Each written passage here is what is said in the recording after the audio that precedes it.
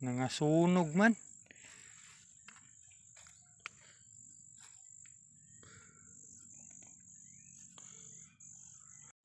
May hapon mga ka-farmers. Kisdom kayo, dagom kayong kaponon. Nagikan day ko ng guna rin.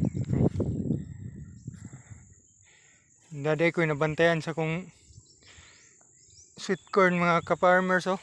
Murag na daot gyud. Darak ka-farmers oh. Nangasunog ang iyang udlutan.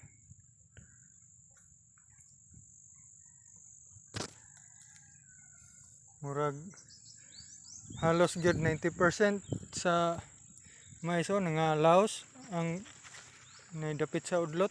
Murag nangasunog.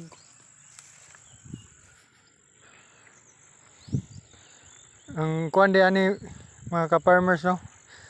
Ang nakasipyat ginako ani kay pagpamumba nako atong isang adlaw kay namumba ko sa pikas maisan dito babaw.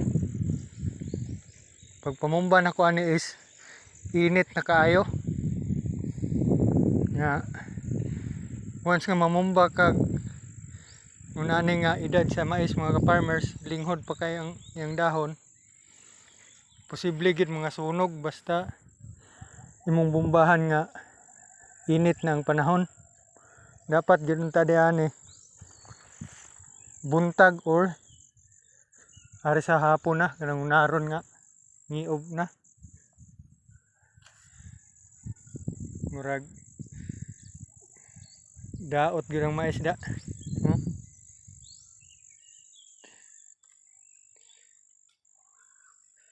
Maka-recover pa baka ni.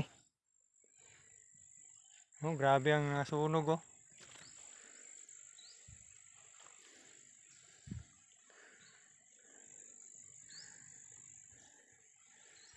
Mao ginay bantayanan nato sa atong pagpanguma mga ka-farmers no, nga bisan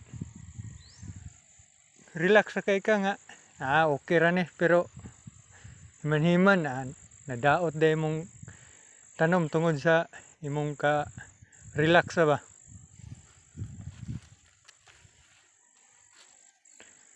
Ako guna siyang gi dali-dalig bumba mga ka-farmers kay makita nimo giatakig tama ng gulod. Ako ning gisabay atong dagko na kay para mausar ang trabaho niya. Dapat dayon dato hapon na to nako gibumbahan.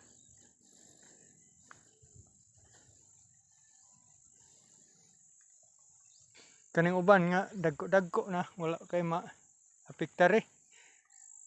Pero kani oh.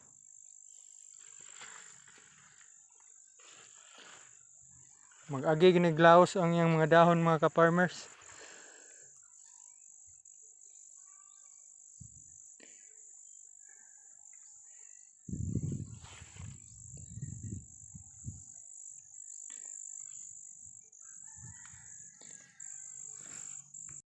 Dinhi ang katong kadungan niyag bomba mga ka-farmers.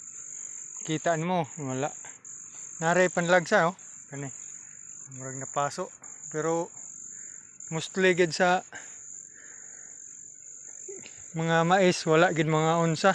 Kay gulang naman ang iyang mga udlot. Hindi pareha dito sa pikas nga. Linghod pa kayo.